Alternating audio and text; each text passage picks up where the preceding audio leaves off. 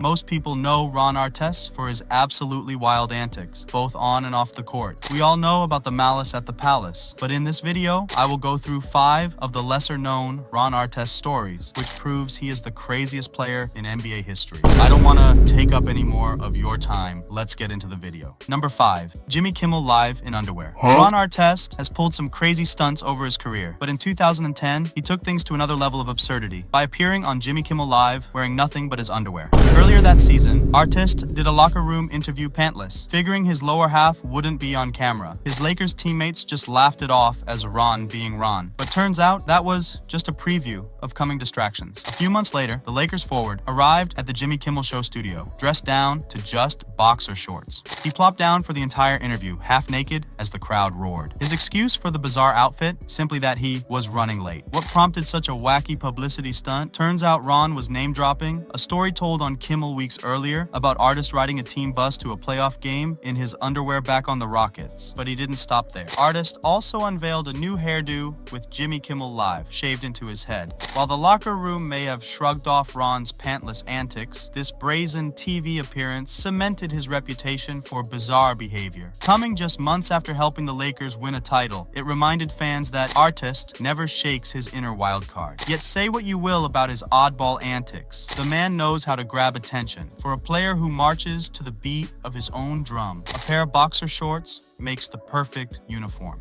Number 4. Hennessy at halftime. Ron Artest has never been shy about ruffling feathers, but in 2010, he made a crazy confession that back with the Bulls in the early 2000s, he'd drink Hennessy during halftime of games. What? That's right. Artists would throw back shots of liquor during the actual NBA action. He'd simply walk over to a liquor store near the stadium, grab a bottle, and use the break to throw a few back. When former Bulls teammate Brad Miller was asked if he believed Ron's wild claim, he responded, "Who knows with Ron? You never knew what he was doing." Ron admitted he partied heavily in those early Chicago years when he became a teenage father soon after being drafted. So swigging Hennessy on the job probably wasn't a huge leap. But still, hammering booze during an NBA contest is pretty astonishing even by Artest standards. By revealing his courtside drinking antics, the infamously eccentric Artest added another layer of lore to his legend. Could all those erratic early career moments have been Hennessy fueled? We'll never really know. One thing's for sure though, only Ron Artest would think cognac cocktails between quarters was no big deal, and the fact that no one immediately called BS sums up his anything goes reputation perfectly.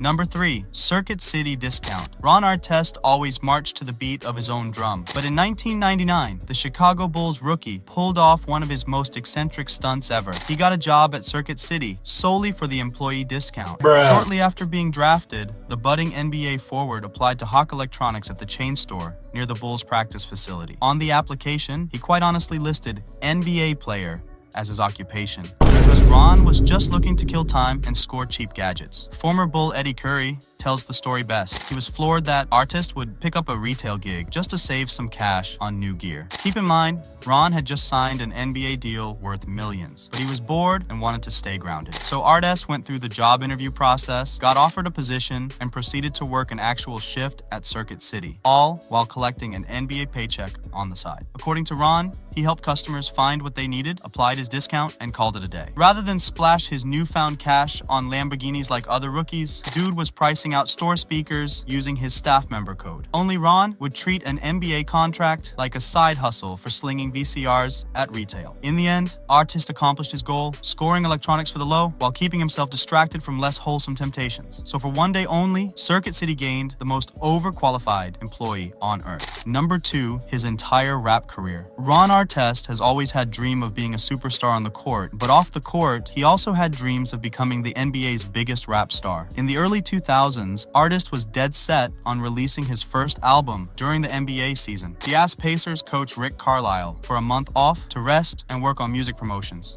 When denied, a fatigued Ron randomly decided to take 2 weeks off anyway, leading to a swift team suspension. But Artest powered through, dropping his debut album in 2006. Unfortunately, reviews for the album were terrible, with one critic saying that listening to Ron rap was like hearing a drunk person blather on about stuff that makes no sense. Still, Ron was undeterred. In 2010, fresh off finally winning an NBA title with the Lakers, he cashed in by releasing the championship anthem titled Champions, a tribute to his team set to a clunky, dated beat. fans ate it up as hilarious irony. But Ron, in all his eccentric glory, was dead serious about his budding rap stardom. Even though his music career was entertaining, the quest for musical greatness often corrupted his basketball duties. Before we get into number 1, I will gift you a bonus story for making it this far into this video. This story is about Ron's most infamous moment, the Malice at the Palace. The Malice at the Palace was the biggest brawl in NBA history, which Artest played a key role in when he went into the stands after a fan threw a beer at him. We all know that. But what some may not know is after the fight, Artest was in the locker room talking with Steven Jackson when he said, quote, "Jack, you think we gonna get in trouble?" Artest did in fact get in trouble when he was suspended for 86 games as a result of the melee.